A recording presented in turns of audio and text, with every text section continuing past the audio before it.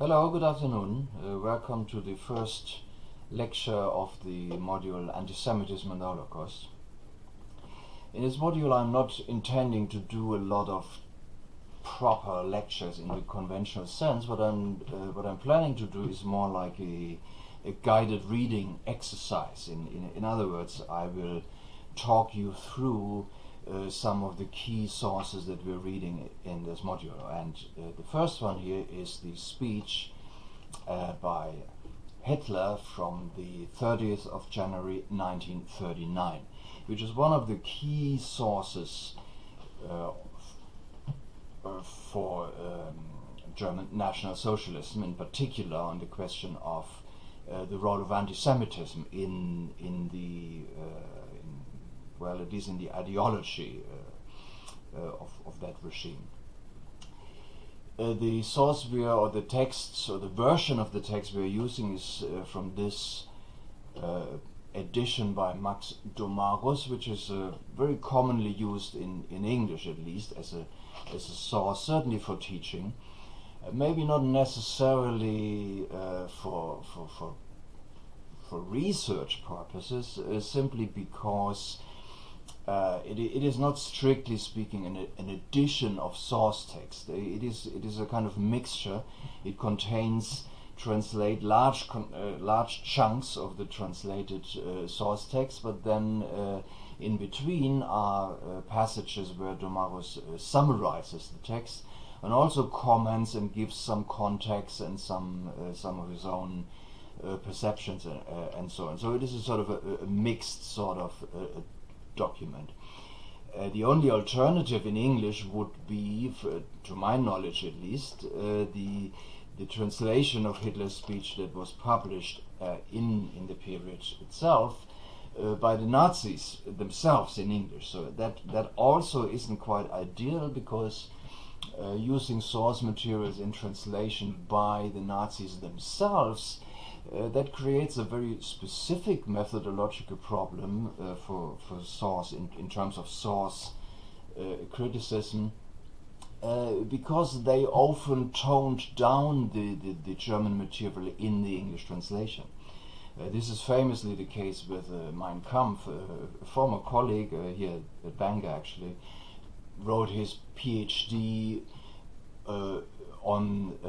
based on an analysis of the 20 or 30 or 40 different translations of Mein Kampf, and he was analyzing how different translators and different editions changed the text in the translation process. So you have very different versions of Mein Kampf in English, and they differ mostly to the extent that they're sort of toned down for depending on what target group they were having, so what the intended audience of these translations was. So these are kind of methodological issues concerning the translations of source texts from the Nazis. So I'm relatively happy with this translation. Obviously, if you engage in sort of proper research in this matter at some point, ideally, of course, you should have German. If you can read the German text, the actual source text would look like this. You can easily find that on the internet. That is the collection of all the protocols of the Reichstag sessions, which have been digitized and are available online at the Bayerische Staatsbibliothek, the National or State Library of Bavaria. And you can easily, if you search for that online, you will easily find the website of this library in Bavaria, who have digitized all these things. So if you are more seriously working on this beyond sort of teaching purposes, you would at least want to ask somebody to check the translations that you're using with the German source text to be sure that they are sort of accurate, not only in what they're saying, but also in the tone of the translation, which obviously in a sort of ideological material like this, like Hitler's speeches, is of very great importance. But for our purposes, the Domarus edition will do just fine, and it is actually, I'm actually quite happy in certainly in the case of this speech here that we are looking at today, how he summarized the bits and the passages that he selected. I don't actually know very much about who Domarus was.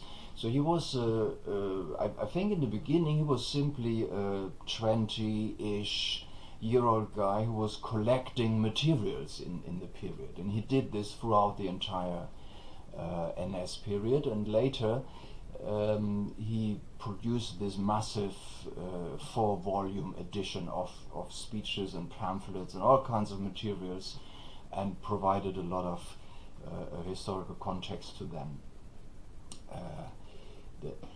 That was published in the 60s and since the 60s throughout many different editions. It's a quite useful source, or was at least the common source before kind of more proper scholarly editions of the material became available in German. So this is the speech which I would consider one of the key sources of German National Socialism that Hitler gave in January the 30th in 1939, which is famous for, in particular, one particular passage. I was thinking we're going straight to the famous bit. If I find it quickly, this would be page 1386 of the famous what is known as the prophecy, one of the most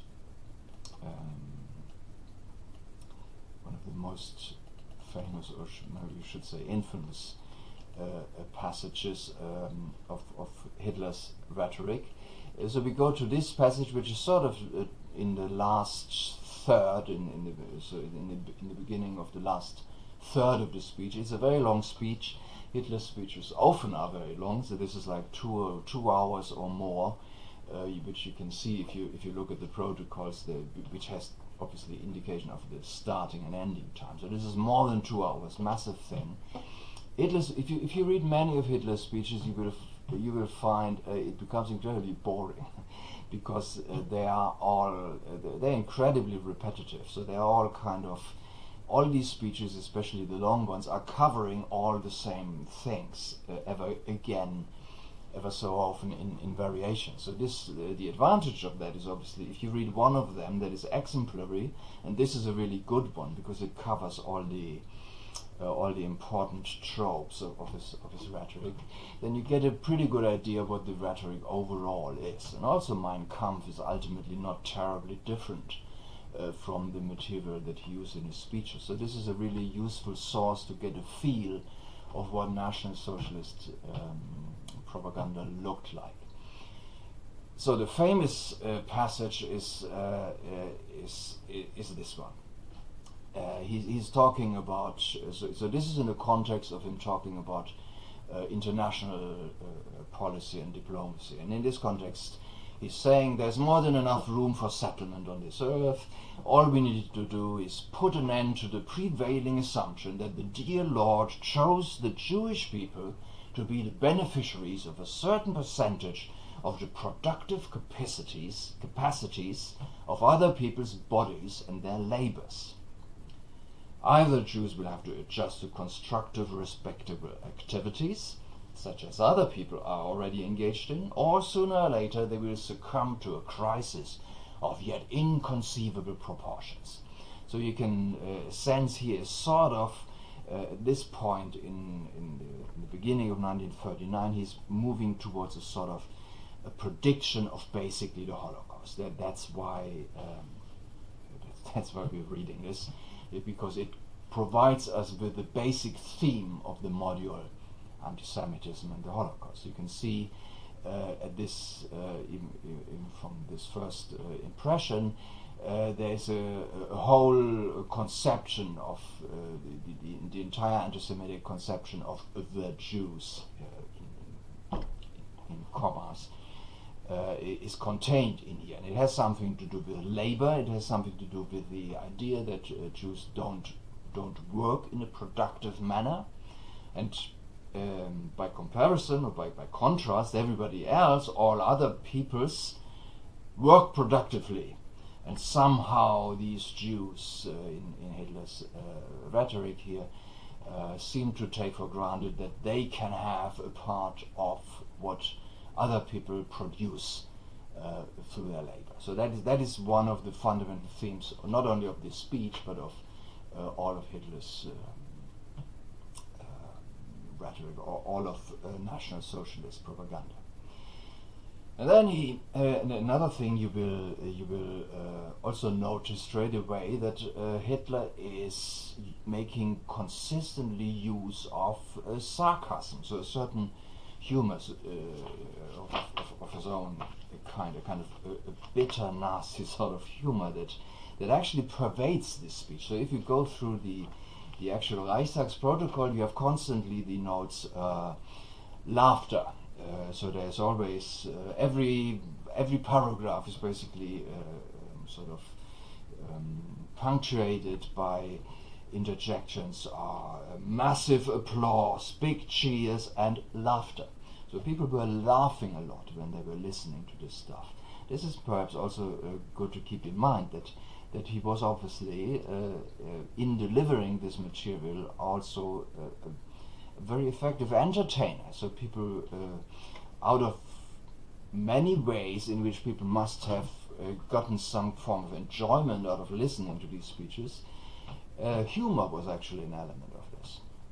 And you will find a lot of this kind of sarcastic, bitter form of humor in Hitler's rhetoric. So he says, "You have been a prophet very often in my lifetime, and this earned me mostly ridicule." That's another key theme, the kind of idea that he was always kind of mistreated. And he projects that, or he says that about himself as an individual, as well as about the German people. So the German people, in Hitler's opinion, were very much mistreated all the time, and treated as sort of outcasts and so on. And the kind of the National Socialist program is presented here as a sort of revenge in many ways for the ill treatment that these poor people suffered so often and consistently. So poor Hitler was ridiculed, and primarily it was the Jews who mocked my prophecy that one day he would be leader of Germany, etc., etc. And in this context he proposes what he calls the resolution of that Jewish question, among many other problems. So the resounding laughter of the Jews in Germany then may well be stuck in their throats today, I suspect. So that is the kind of sort of sinister sense of revenge that he's projecting. You will probably, when you read this, recognize that far-right rhetoric, especially when it comes from politicians who kind of channel far-right rhetoric into more mainstream context, work exactly the same thing. So the sense of ill treatment, the sense of the need for revenge, the sense of being ridiculed, and so on, these are constant themes of fascist propaganda. And now this is probably the most famous paragraph of this speech that I propose we start looking at.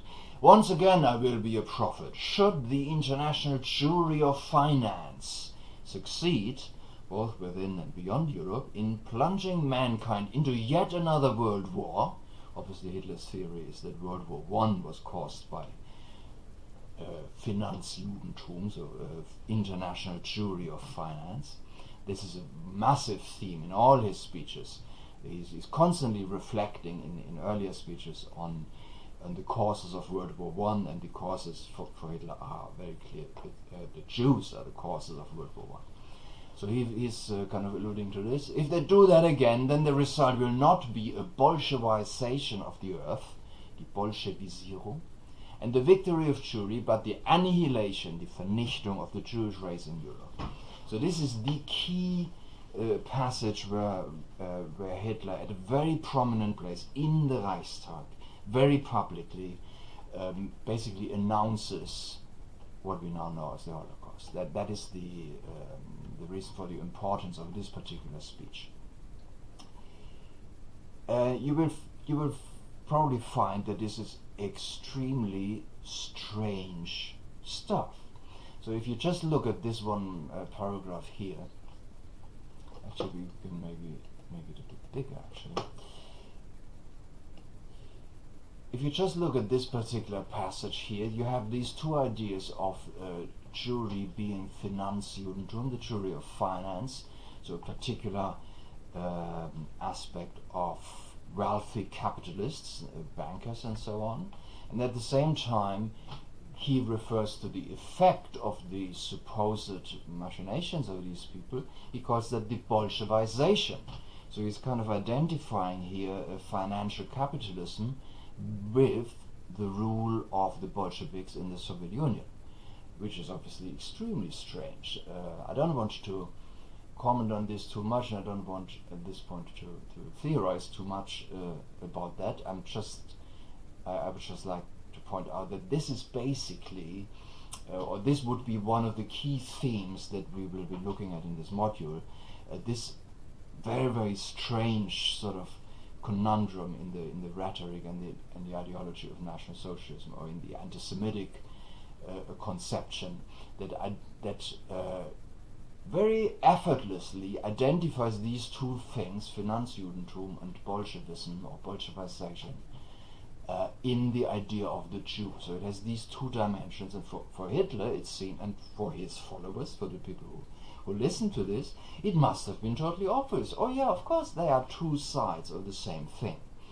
For us, I would hope, it is probably anything but obvious. So we must make a theoretical effort to try and understand what is it that makes him think that Finanzjudentum and Bolshevization are basically the same thing. And this is a constant in the Nazi version of anti-Semitic ideology. So he goes on, he talks about the necessity to counter Jewish propaganda, etc., etc. He refers to his own propaganda as being scientifically based. So he uses very much the rhetoric. He uses very much words like science, enlightenment, reason. If you read this speech and look for certain keywords, such as the word reason, I don't know how many hits you will have. The word reason is constantly used.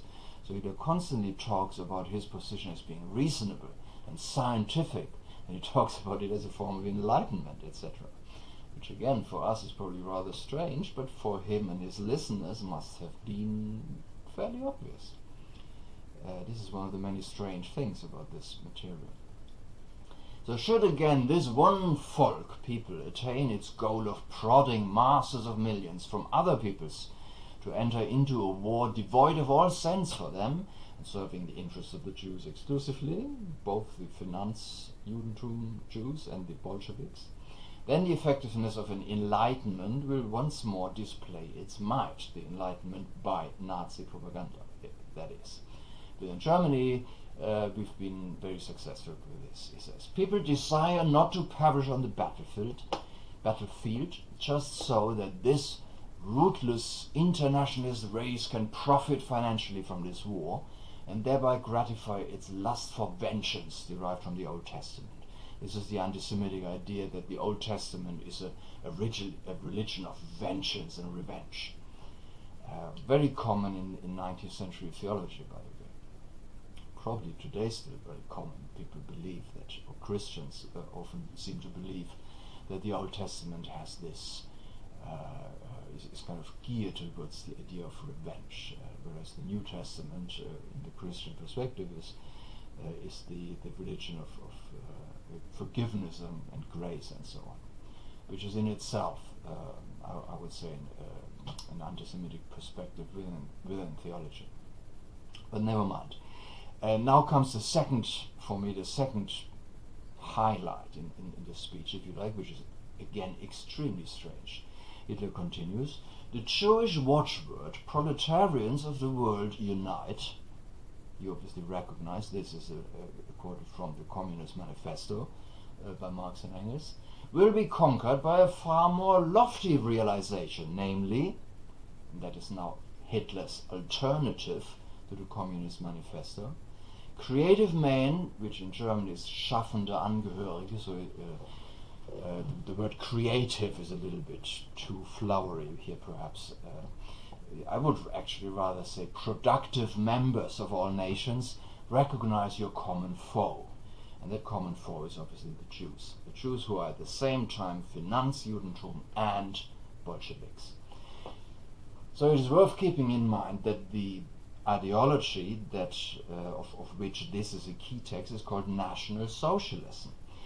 So this is, and we should take that seriously. So it is actually projected to be a form of socialism.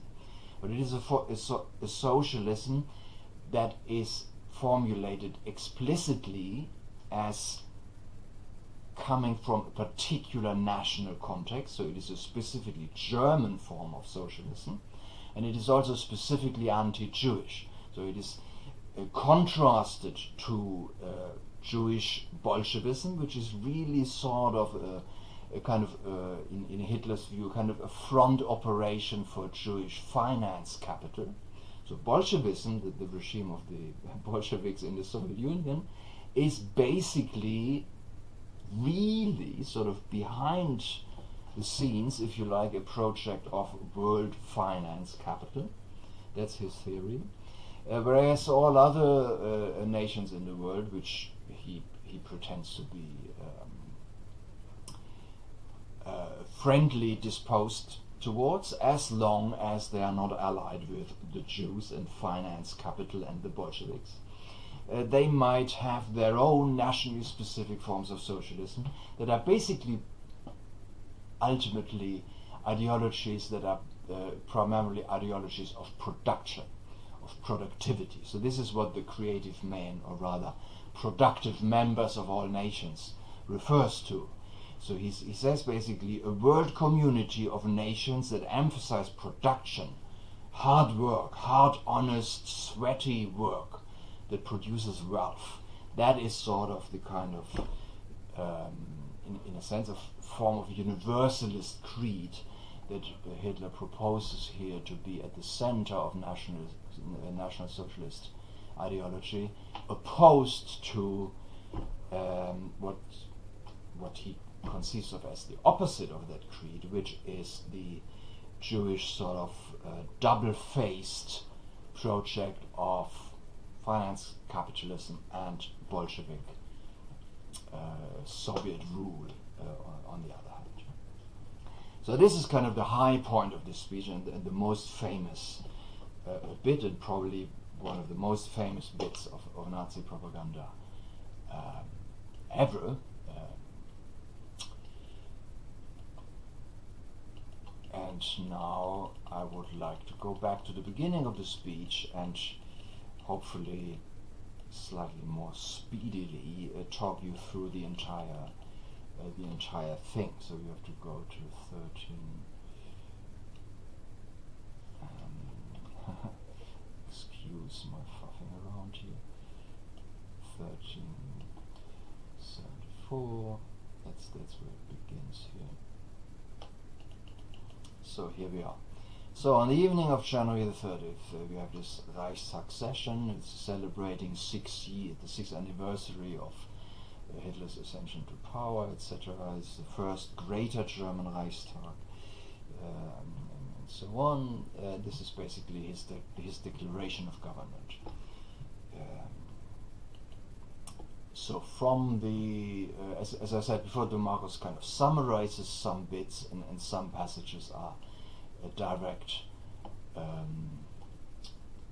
translated quotation. So if you wanted to know the entire thing, you would need to go either to the German source, obviously, or to there is a PDF also easily available on the internet that was digitized by I think the Library of Texas, of the text I mentioned, the English translation of this speech published by the Nazis themselves in the beginning of 1840 in America, actually, in English translation. But that is the Nazis' own translation, which is obviously, as I mentioned before, needs to be used with a grain of salt. Basically, you need to check with the German text. So we have this constant, one ongoing thing, how bad the Germans had it.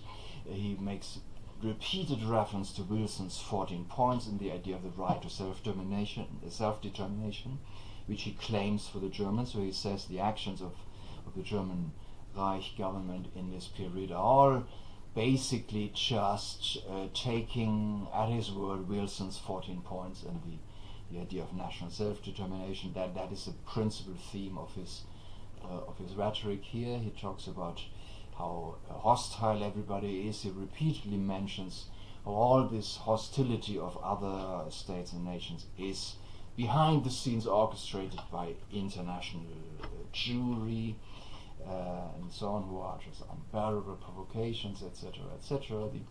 The terrorization of the Germans in Czechoslovakia, etc. So it's all basically, all he does is just in self-defense and in the name of Wilson's affirmation of the 14 points. Germany merely realizes its right to self-determination, which includes the self-determinations of the German Volksgenossen, so the kind of the ethnic Germans in Czechoslovakia in this case, and elsewhere. So not a threat, we're not a threat to anyone, etc., etc. We just want natural and reasonable solutions. That is a kind of rhetorical trope that you will find constantly recurring. What he wants is all natural and reasonable, so nothing outrageous here. That's the way he presents the German program of government. And he thinks all European powers, all civilized nations, they all can come to an agreement if only the Jewish question is resolved. So it's just the Jews that basically prevent all these European nations and the Americans, of whom he actually thinks very highly. They're all prevented by the Jews just to come to gentlemen agreements, basically between themselves. That's the basic sort of the trajectory of this whole thing. So there are lots of comments on democracy, so it's kind of very sarcastic, and this must have been very effective rhetorically, if you think about how these tropes work on the minds of his audience. The sarcasm about democracy and the hypocrisy of the democratic powers, who aren't quite so democratic and who aren't quite so humanitarian as they pretend to be, and so on. So he makes a lot of that. So he really ravishes, really enjoys going into detail about the hypocrisies of the democratic states and nations and so on. And then he emphasizes that the policy of the German National Socialist state is primarily geared towards resolving or managing great community tasks, and the most central of this is securing the vital necessities for the community. And that obviously is the basis. So he presents basically the foreign policy of the Reich as directly derived from the domestic needs, in particular the need to provide enough food production. And that also is the necessity to provide for the domestic needs, the economic needs, through an aggressive foreign policy, which he presents as being totally not aggressive, of course. That also in turn requires a disciplined Volksgemeinschaft, a national community, without any of this democratic discussing a business which is just sort of destroying the focus. So this whole Volksgemeinschaft must stand together to support the state in doing what seems necessary to provide the economic necessities. And so he develops this idea in quite a lot of detail. And you find lots of phrases like inner reflection, spiritual action, apart from reason, and so on. And he contrasts this with the blasé decadence of democratic societies, and basically the way democracies waste their energies. Because all this discussing and disagreeing with each other, that wastes the energies of the nation. So that's his basic proposition here, and in that he is mightily cheered by his audience. So he's in favor of scientific education, etc., etc., but he also emphasizes here that the leadership of the country must have certain moral qualities, courage, valor, initiative, and so on. So there must be kind of decisive people full of leadership potential, apart from being scientifically educated, and so on. Obviously he thinks about himself here in the first place. So a man of action is much better than 1,000 sophisticated weaklings, which is what democracy produces, etc. That's the basic idea here. And interesting here is that he presents the National Socialist Society as being divorced from prejudices. So he's basically presenting the Nationalist Socialist program as a program that overcomes class prejudice. So he's basically presenting these democratic countries as basically being plutocracies based on class prejudice, where the great number of the ordinary people are excluded from the offices of state and from leading positions. And that is again linked into the anti-Semitism, because he's saying that getting rid of the Jews forces the German National Socialist state to train up its own people to take over these sort of basically middle-class positions that the Jews are holding within German society. So that is part. So the anti-Semitism is kind of linked into this program of, if you like, social reform. So that's how he presents this, as a sort of social reform program that is basically egalitarian. So you will find, if you read the entire speech, you will find this is another sort of leitmotif, one of the leading ideas, that this National Socialism is egalitarian within the confines of the Volksgemeinschaft. So it's basically a program of leveling up. But the precondition of leveling up is first getting rid of the Jews. And he describes as the progress of life. And the National Socialist revolution, as he would have it, is the storming of a forward-charging youth, which will brush away the old scrub. So this is very much a program of renewal, of sort of a revolution, a kind of a youth revolution, a youthful revolution. And the Jews are very much sort of a signifier of the old-fashioned, prejudiced, plutocratic regime. So the German Volksstaat, the national state or the people's state, whereby people is understood as a sort of a racial form of nation, knows no social prejudices. Hence, it knows no special social morals. It knows only the laws and necessities of life, as they reveal themselves to man through reason and knowledge. So that is quite remarkable if you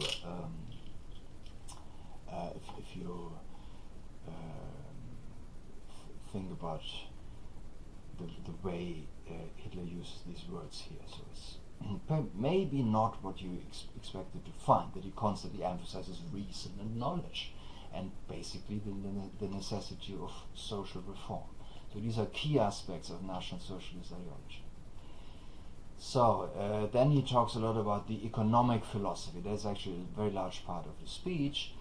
Obviously the central idea is that the Nazis need to conquer Lebensraum, so like a living space where the necessities of life can be produced, because the German Reich is so highly and densely populated, and he claims that this is very different in all the other countries, and then he complains again and again that the Germans were robbed of their colonies as a result of World War I, etc., etc.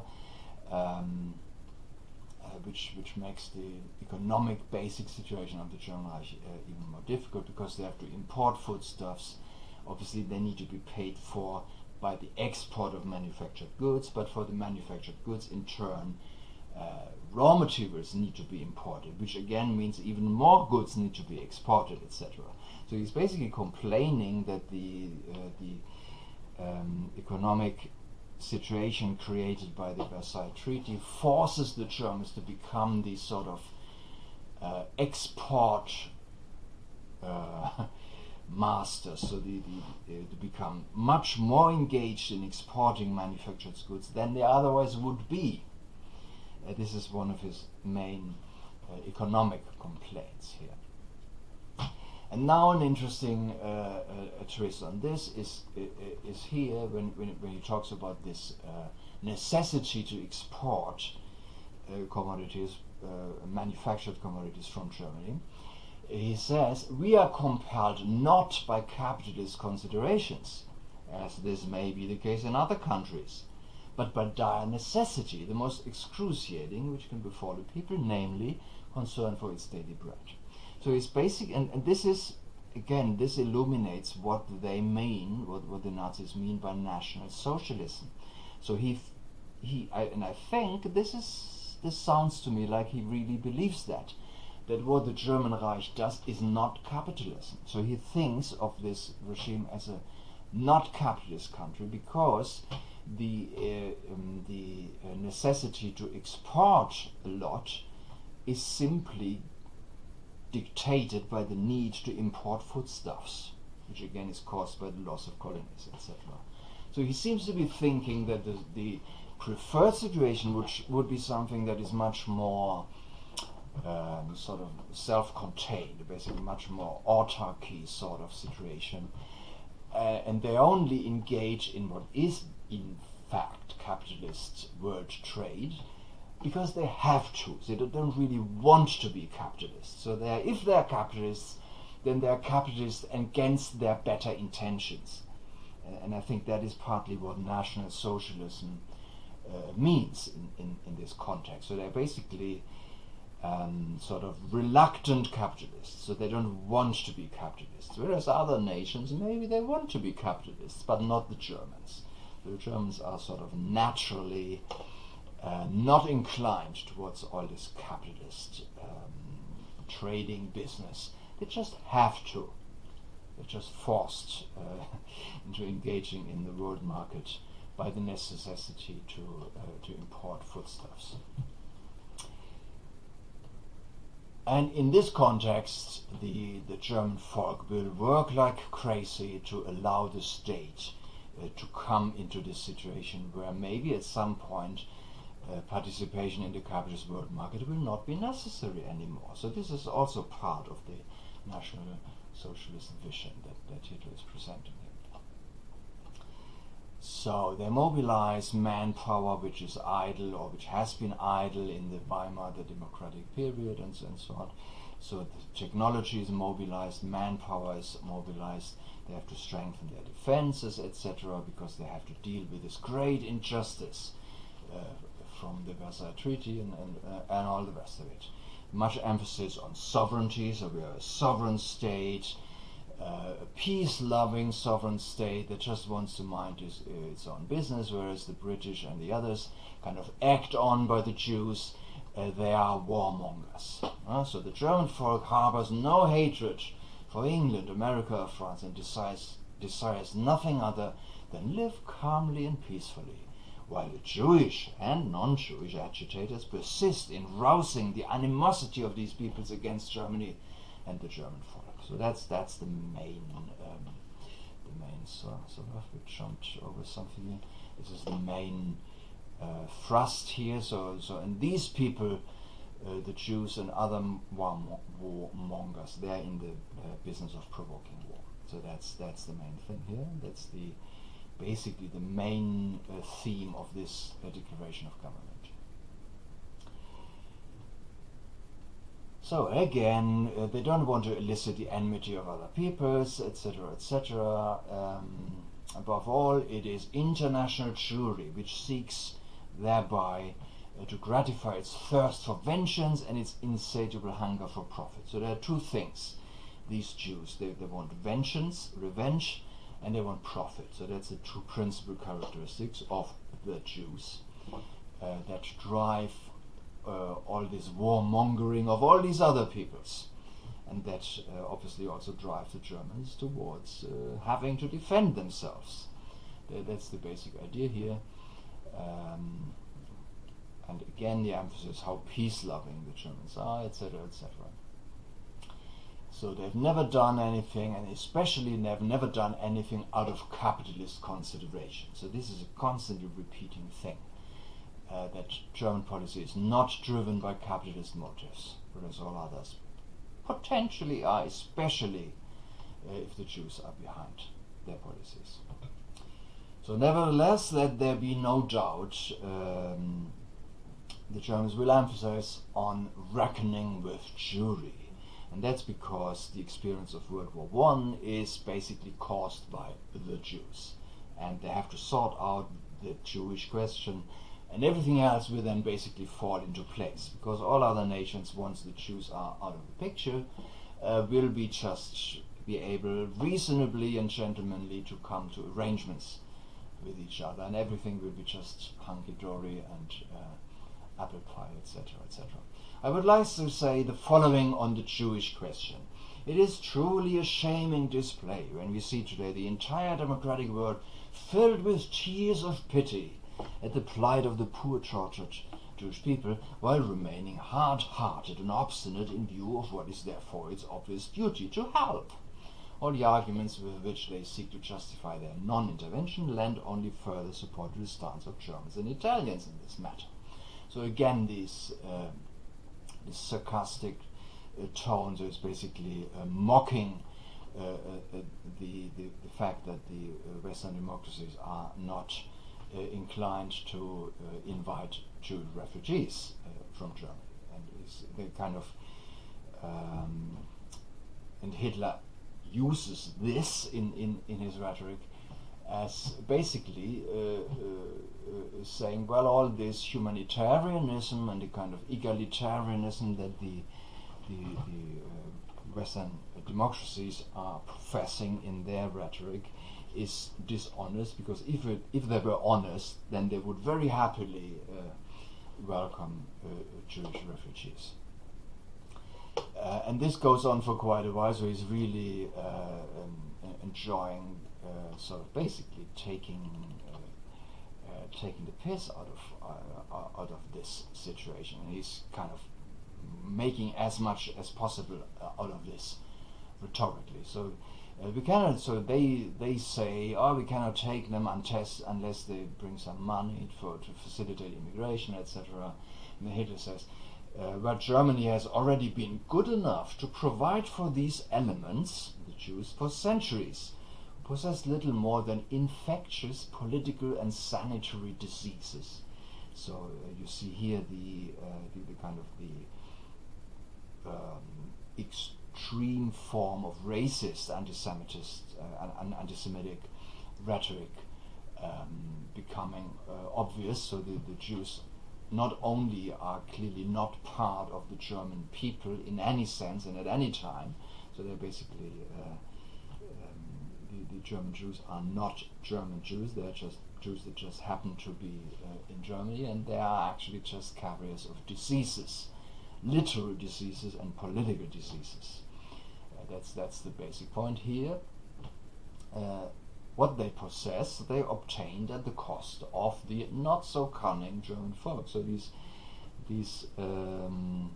benign and maybe slightly sleepy and not very clever Germans that were basically that were being had by these Jews. So that's the main theme here. Manipulated they were, these good Germans by the Jews. So now we're doing no more than set right the wrongs that these people committed. So it's again just putting the record straight, basically. And so the inflation was incited by the Jews, etc., etc. Again, this is a play on the idea of Jews being the force behind financial capitalism and banks and other institutions that are apparently responsible for inflation, etc. All the world were taking everything from the Germans away, etc., etc. Again, the kind of victimhood narrative here, which is central to National Socialist rhetoric. So I wish to assure these gentlemen that owing to a 15-year-long crash course in democracy, so he's sarcastically saying that the poor Germans were at the receiving end of this of the humanitarianism of the democracies following the Versailles Treaty, we are today steeled against any sentimentality. So he's basically saying if they are brutal and non-humanitarian, then this is because this is what they learned from the policy of the democracies after World War I. So that is the claim here. So it's basically you told us to be brutal and nasty. So that's basically what he's saying here. So it's not us, really. So because the implication, of course, is that deep down the Germans are very nice and friendly and peace-loving, etc. It is only because of the terrible treatment that they've been receiving that they now have to become brutal and nasty in defense, basically. So again, the emphasis on national self-governance in a Wilsonian sense, that the German folk does not wish to be governed by another people. The emphasis on sovereignty, America to the Americans and Germany to the Germans. That's obviously another rhetorical high point here that would have been received with massive cheering. We are determined to undercut the efforts of certain foreign people to nest here. Again, certain foreign people, that's the Jews, who know how to capture our leading positions in society, etc., etc. So we have hundreds of thousands of the most intelligent children of peasants and workers. So that's again the leveling up claim. So National Socialism wants to drive out this sort of foreign occupants of middle class positions, and they will then be taken up by children of peasants and workers after they went through National Socialist education. This is what the project of the German Reich apparently is, according to Hitler's program here. German culture is not Jewish, it's German, etc., etc. And then again in the sarcastic mode, Germany's barbarous expulsion of such extraordinary, culturally valuable, irreplaceable element, the Jews, etc., etc. So he's kind of again making fun of the professed humanitarianism of the democracies. Shouldn't they be grateful that that the Germans set free these glorious bearers of culture and placing them at its disposal? So shouldn't you be grateful that we allow them, that we allow you to have the Jews? That's again Hitler sort of indulging in this very nasty form of sarcasm, and which is the kind of humor that goes down extremely well with his audience. And I'm sure not just those present in the Reichstag itself there, but probably many of those who would have been listening to this on the radio would have been finding this very, very funny. And this is obviously one of the strengths of Hitler's rhetoric, that he's that he's funny in his own very vicious and nasty way. Something I think that is important to understand, because it's part of how this works. So if we ask ourselves, how can this trash, this extreme nonsense, how is it possible that this is working? This is really the question that we have to ask when we look at this kind of material. Why is it this successful? And one of the elements that makes it successful is probably that it's funny. Although we probably struggle to admit that this is, in its context, funny material. It's something that people would have been laughing out loud at the time. So and so on. For Europe cannot find peace before the Jewish question is resolved, because, as I said before, the Jews in Hitler's conception are egging on all these different peoples and nations to fight each other. So, and now we come to the place that we already looked at. There's more than enough room for settlements. There's enough earth to cultivate for all nations, so it just needs to be distributed fairly, as Hitler would say. And in this context, he constantly repeats his demand that the German state should be given back the colonies that it lost after World War I, etc., etc.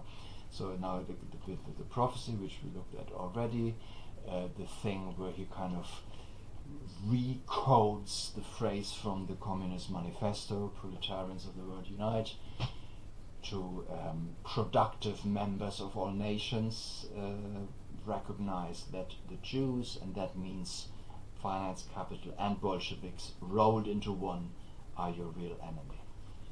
And that ideological trope, that is obviously the big mystery, or the big thing that in this entire conception needs theoretical analysis. And this is basically the theme of our module, which is given us in this source text.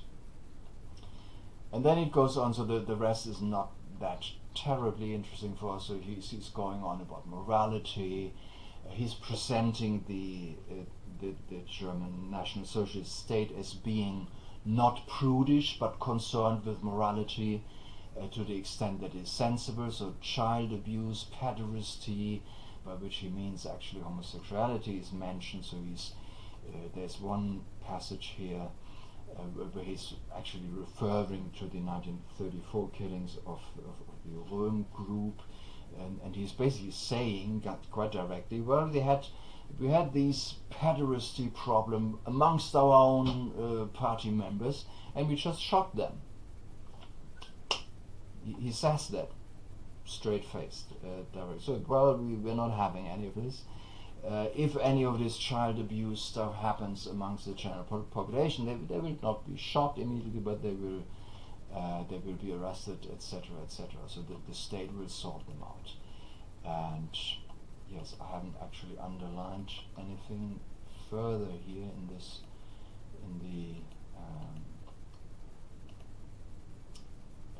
the rest of the speech. So the last third of the speech, mostly this is about international relations. It just continues in the same manner.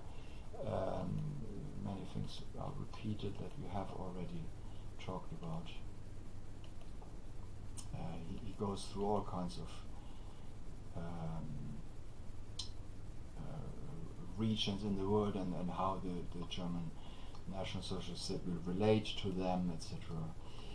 And then so we will come here to the end of the speech, where he basically goes back to the history of the emergence of the German nation. So he now looks at the 1000th year or more period in which the German nation gradually emerges, and obviously his own regime is sort of the high point of that very long historical development, and that is the end of the speech. Okay, thank you much. Thank you very much for your attention. So we will probably come back to these themes repeatedly throughout the course of the module, and in a sense, this is what gives us the leitmotif. So the role of antisemitism, and the question what kind of anti-Semitic ideology informed the Holocaust, and what role it plays in the overall conception of National Socialist ideology. Yes, okay, we will now in the seminar, in our either in-class or online seminar slot, hopefully have a good discussion on this material and how we interpret this rhetoric and ideological material. Thank you very much, and I see you later. Bye.